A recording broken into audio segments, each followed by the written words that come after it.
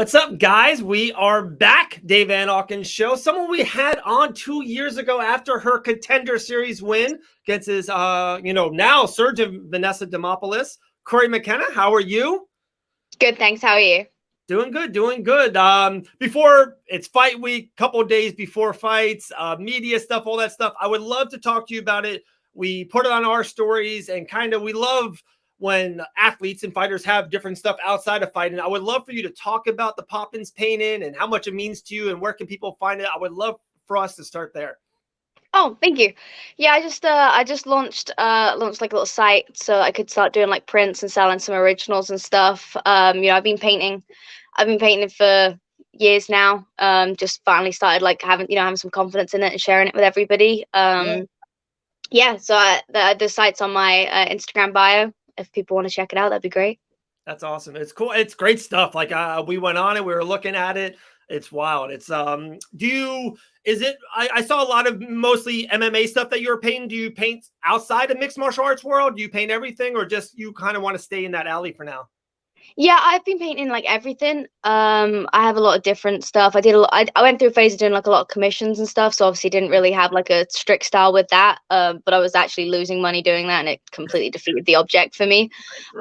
So I did like the whole series on the fighters and everything, just because I was playing around with a new style, and also it was like something that I was getting a lot of requests for. But yeah, I play around with a lot of different stuff, so I'm sure there'll be some different stuff popping up on there soon. Very cool. Awesome. All right. 23 years young, your fourth fight now in the UFC. Like I said, a big win in the Contender Series, 2-1 in the UFC.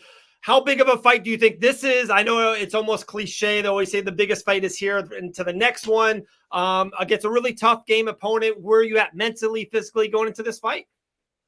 Yeah, I never have a trouble with the mental aspect of things. I've been doing this my entire life, so it's not really an issue with me. But physically, like good, like weight's good, like everything's on track, no injuries, knock on wood, there's still a couple days, but yeah, so everything's coming together, going to plan, so that's great. And as you say, like, not to sound cliche, but like this is the biggest fight of my career to date, obviously, like because we're only moving up, so yeah, I'm excited. Very cool. Very cool. All right. So one topical thing that's super trendy right now, especially in the UFC space, especially in Vegas. Let me ask that question first. Are you guys hearing the aftermath of UFC 282 kind of being there at the Apex in Vegas? Are you guys hearing a lot of the judging and the controversy and a lot of Patty stuff, or is it you guys are in your own little world on this card? Yeah, I'm pretty much in my own little bubble. Okay. I kind of don't really pay too much mind to all the drama and the media and stuff like outside of what I need anyway. Obviously I've seen like snippets of what's going on, but yeah, nothing in terms of like people around here talking about it. Obviously, like say I'm focusing very much on my fight. Right. And so, like I said, so 7-2, it's kind of not ironic or funny because it's not, but like your two losses, one of those judges that night, you both lost on split decisions. And that means on a split, one judge even had you winning on your loss. Does that kind of even put more confidence that even on if you want to say your bad nights, some judges still think you still won the fight? How are you on those split draw losses? Yeah, both fights were, I mean, the first fight was a lot more controversial. Right. But same with both fights. Someone had me all 3 rounds, and then like the other 2 judges somehow, gave her 2. So both were pretty close splits. Like it annoys me because obviously I feel like I should have done more to do what I need to do, to make them not close fights. But that's in the past, and I've done what needs to be done to like, to make those adjustments. Obviously making sure that I don't make the mistakes that I did going into those fights too, and just like it's all lessons at the end of the day. Sure, absolutely. And like I said, not trying to harp on it, still 23 years young. That's pretty amazing. I would assume you saw it. I think I saw it. Maybe you posted on your IG story something about ESPN had a big thing about who they thought were the 25 best fighters under the age of 25, and you made the list. I think you were in the top 10, top 12 in that range. Again, is that stuff? I know it's fight week and a lot of stuff's going on, a lot of noise going on. Is that cool to be a part of it? Is it something, hey, I don't care, it's kind of out of mind, out of your control? Where are you on stuff of that nature, which is a great list to be on? No, definitely. It's really cool. Like it's great to have the support and also the belief from, other people in the community. So I really appreciate it. Obviously, like, that list is full of a bunch of really, top prospects and really talented individuals. So it's really nice to be considered among those individuals. Yeah. Like I said, so last time I talked to you was probably a week or two after your Contender Series win, around 2 years ago. If I could say, Cory's kind of best, the thing you've learned the most inside the cage, if you're practice or you're training, and also outside of it, just in life, what's the kind of the 2 points that you think be like in the 2 years you have made a huge leap, if it's with diet or training or just being, mentally stronger? What have 2 things if you think you've really picked up on? Uh, Injury management. Okay. Yeah. Yeah. Yeah. Yeah, like I said it before my last fight. I'm not going into fights injured anymore.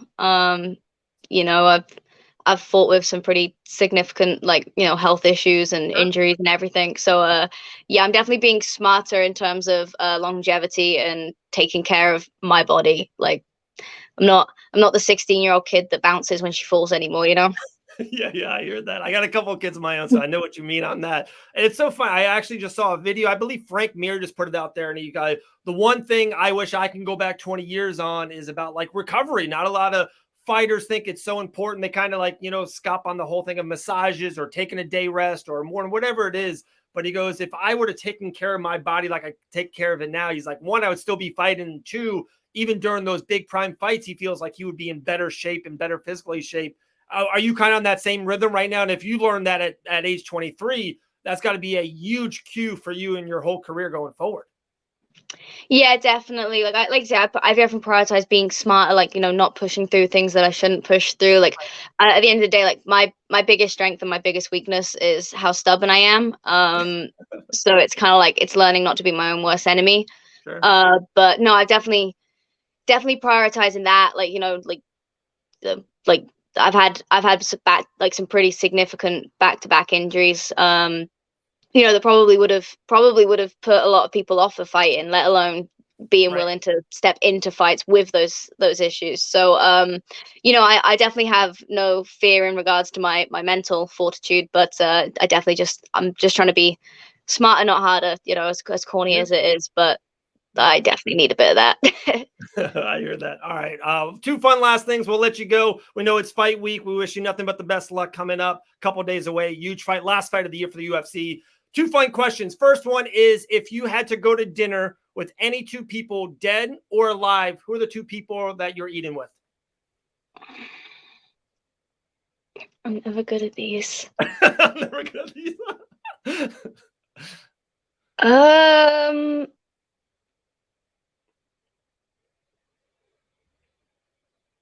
I don't know. Damn it. Sorry, these ones always stump me. No worries. No worries. Let's just do. How about 2 people that are alive? 2 people that you would love to hang with, maybe that you haven't had dinner with before, and just would love to eat some spaghetti and meatballs and chop it up with 2 people. Well, that's what I'm gonna do after my weigh-ins. I got my coaches out here. They're There my you go. favorite Hey, people. there So you go. yeah, it's gonna be Uriah and Jack There and you my go. There you boyfriend. go. Awesome. All right. Last fun one then. I've been doing these a lot on the podcast with people. Is so Mount Rushmore is super trendy, and people would love, who is your mixed martial art Mount Rushmore? Could be, of course, men or female, doesn't matter. So who is the 4 best fighters in the history of the sport to you? Another one. I've drunk way too much water for this. Let me think.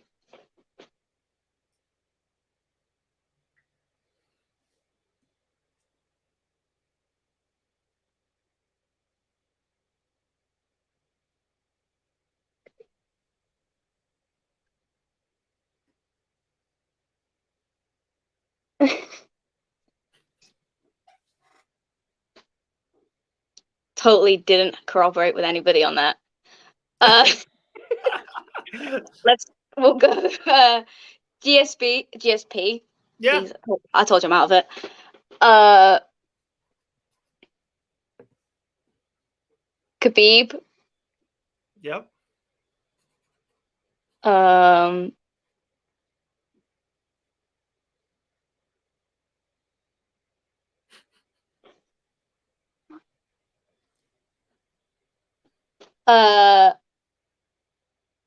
Anderson Silva, and then we'll be nice and corny, and we'll put Uriah in there. Hey, there you go. Everyone would love that chin up there and big, right? Absolutely.